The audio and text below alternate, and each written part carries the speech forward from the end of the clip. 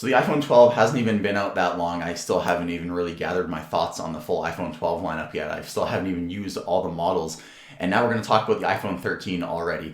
If we think about the iPhone 12 redesign, like the iPhone 6 redesign, it makes me kind of excited for the upcoming iPhone because the iPhone 6S was actually my favorite iPhone ever. So let's go ahead and talk about the upcoming iPhone 13 or the iPhone 12S and possibly what we could see in that iPhone lineup next year. So like I said, the name, we don't really know what Apple is going to call it. If it's iPhone 12S, I really think that's a bad decision because if we have to get a Pro Max iPhone, that's iPhone 12S Pro Max, that's going to be way too many syllables. I mean, pronouncing iPhone 11 Pro Max was already a mouthful, but I think Apple really needs to do something with their marketing next year. Either go from, like they did from iPhone 7 to iPhone 8, just go from iPhone 12 to iPhone 13, or just completely simplify the iPhone naming to iPhone Air and iPhone Pro, or just iPhone and iPhone Pro. I think that would make a lot more sense than iPhone 13 mini or iPhone 12S mini. The lineup naming could be a whole mess depending on what Apple decides to do next year. But it really doesn't matter what Apple calls these phones. It matters what these phones are going to have inside them. So like we usually see when Apple does a year-over-year upgrade after a major redesign, we're not going to see any changes with the iPhone lineup. So we're going to see the mini-sized iPhone, we're going to see two normal-sized iPhones, one normal, one Pro, and then one max-size Pro phone. They do this to keep their production a lot cheaper, and they don't have to make as many different accessories, and they don't have to build as many different cases, and it also makes it easier on the accessory market if they keep that same design for a couple years, as we've seen them do.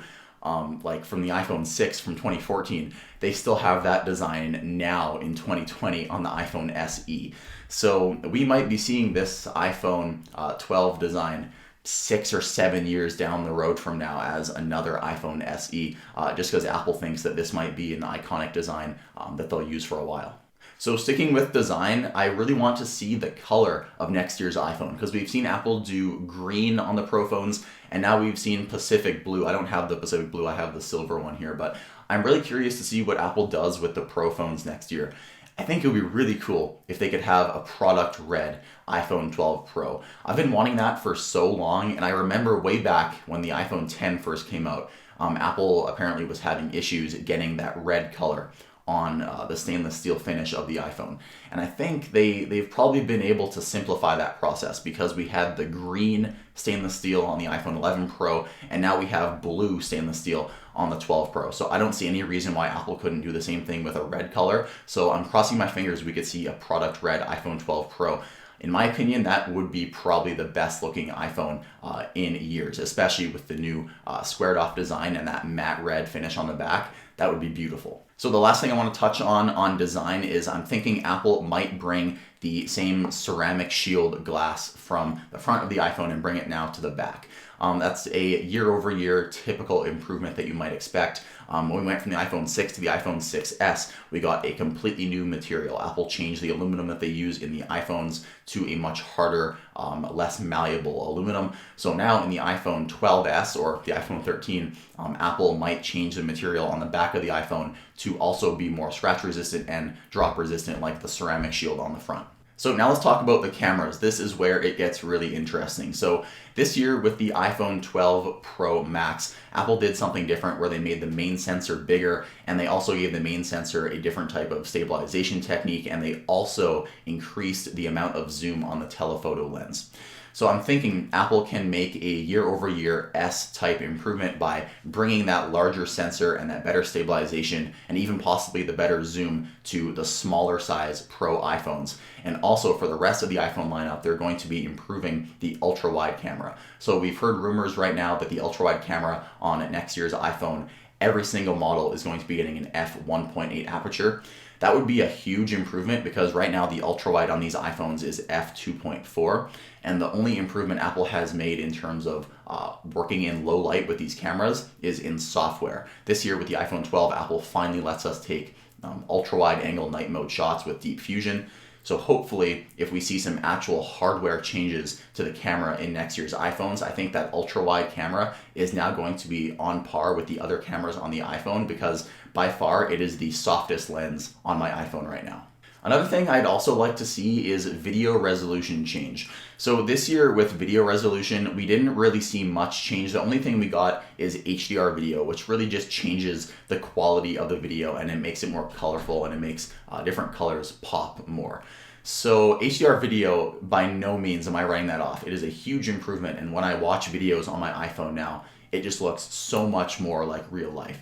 But I really think it's time for the iPhone to get a bump in resolution. I'd really like to be able to record in slow-mo in something higher than 1080p. Even 1440p at 120 FPS would be better than the really fuzzy 1080p that we get on the iPhone. Whenever, in fact, I get a new iPhone, I always bump the slow motion resolution down to 1080p 120 instead of 1080p 240, just because it's able to gather more light when you're shooting in a lower frame per second. So I really wish we could get maybe a 4K resolution when it comes to slow motion. And I think it is time also for the iPhone to start recording 8K video, as the Samsung phones have been doing that for quite a while now. I think it'd be nice if we could get a big resolution upgrade on the iPhone sensor.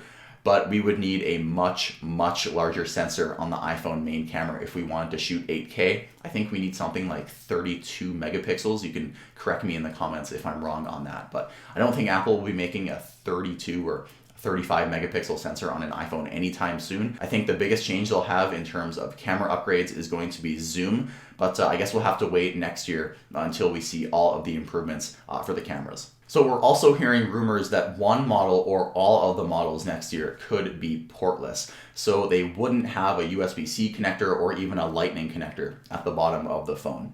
Personally, I think it would be great if Apple tried this out with one phone, the iPhone 13 Pro Max, or maybe they call it the iPhone 13 Ultra, to try to separate it like that, and maybe they include the MagSafe charger in the box. I think that would be a good idea. But the rumors are definitely pointing towards the fact that Apple wants to remove the port from the bottom of the iPhone. Just like the headphone jack, Apple needs to put so much stuff in these phones, and if they can remove a port from the phone and make more space inside it, that's definitely something they want to take advantage of. So prepare to be disappointed when in 3 or 4 years all of the iPhones have no port, just like all of the iPhones now have no headphone jack. Now the chip inside these phones is going to be the Apple A15. Obviously, we know how to count year over year. It's going to be the A15, but Apple has been using the word bionic for so long, I think it's time for an upgrade. Now, we heard rumors, I think a few years ago when we were talking about maybe the iPhone 11 or the iPhone XS, people were talking about the Apple A-series chip being called Omega. So Apple A15 Omega. That really sounds cool, and I think Apple has been using bionic now since the A11, so it's a little bit outdated. We might need a new naming change. That's maybe what the marketing team is thinking over at Apple. So I think it would be cool if we had a new naming on the chip. It's not really going to do anything, guys. The upgrade this year that we saw with 5 nanometers in the A14 is honestly a big change, one of the biggest we've ever seen. And changing the name of a chip isn't really that big of a deal, but it is a big deal for marketing. So hopefully we'll see Apple change the naming scheme of their Apple-designed chips next year. And of course, as we have all come to expect with a year-over-year iPhone upgrade, we can expect better battery life on next year's iPhone 13 lineup. As you may remember with the iPhone 6 was reported to not have that good of battery life, and then when the iPhone 6s came out, the battery life was dramatically improved. So like this year's upgrade with the iPhone 12, it's going to be a very big upgrade next year, so we will see a much bigger battery hopefully in the iPhone 13. The iPhone 12 mini that I've been testing hasn't been getting very good battery life, and my iPhone 12 Pro here has not been getting as good a battery life as my iPhone 11 Pro. So I really hope Apple can make some dramatic battery increases next year, as I haven't been as impressed as I have been in previous years in terms of the battery technology. And then finally, I can't believe we made it to the end of the iPhone 13 video without talking about this earlier, but TouchID is probably coming back to the iPhone. So under display TouchID or possibly TouchID in the power button will be coming to the iPhone 13. We saw this with the iPad Air that was just released built into the power button. There have been rumors though that Apple is working specifically for the iPhone on Touch ID under the glass. This would be a very welcome improvement with the pandemic right now. I don't want to unlock my phone using Face ID because I'm wearing a mask all the time. So having a second version of authentication and seeing what Apple does when they build in two types of authentication into an iPhone is really something that intrigues me. So I'm really curious to see what Apple does with Touch ID, whether it's built under the screen or built into the power button. Doesn't really matter. I just want a fingerprint scanner back on my iPhone. And the very last thing on the iPhone 13 I want to talk about is ProMotion 120 Hertz, because the iPhone 13 next year is most likely going to be getting a high refresh rate LTPO display. So it's going to be able to vary its refresh rate based on what is happening on the screen. Now, Samsung, who makes Apple's displays, has been able to do this with their Note lineup. The Samsung Galaxy Note 20 Ultra does have 120 Hertz.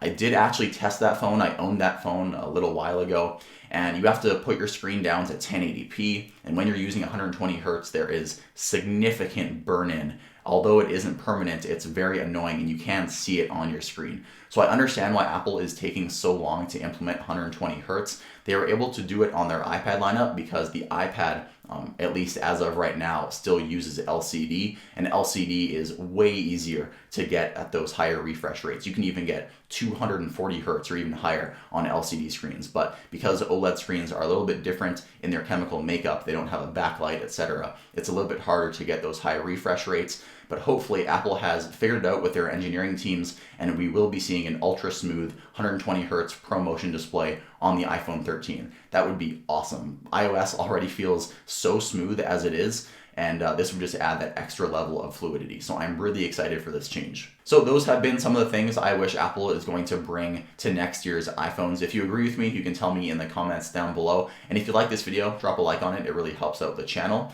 Thank you guys so much for watching. I've been Michael, and I'll see you in the next video.